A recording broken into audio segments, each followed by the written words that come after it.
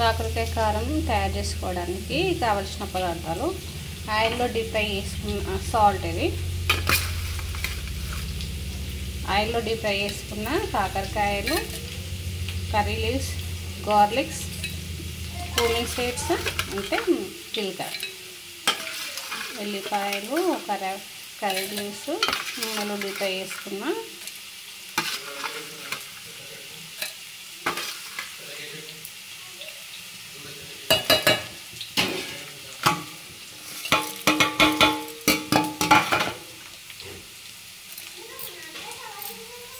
Deep fry చేసుకున్న కాకరకాయ,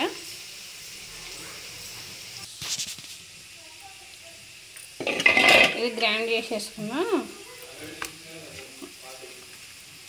కాకరకాయని అన్నీ కలిపేసుకున్న పేస్ట్. ఇది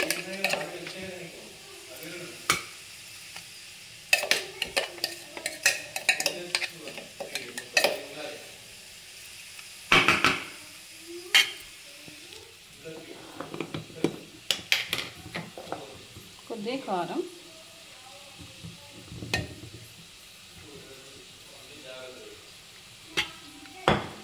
కాకరకాయ కారాన్ని 2 వేస్లో వేసుకోవచ్చు.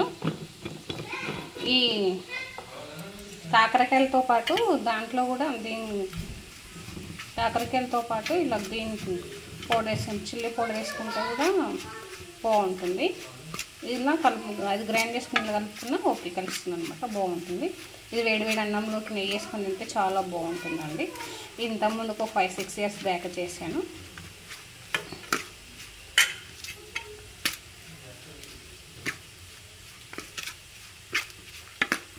మంచిగా కారం ప్లస్ గార్లిక్స్ అంటే ఎల్లిపాయలు వేసి మంచిగా జీలకర్ర వేసి కర్రీలు వేసి కరమాక వేసి గ్రైండ్ చేస్తే చాలా చాలా టేస్టీగా బాగుంటుంది. ఇంకా 3-4 డేస్ అయిన తర్వాత కొద్దిగా స్టోర్ చేసి పెట్టుకుంటే చాలా బాగుంటుందండి.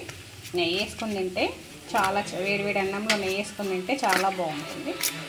1 మంత్ వరకు స్టోర్ చేసుకోవచ్చండి.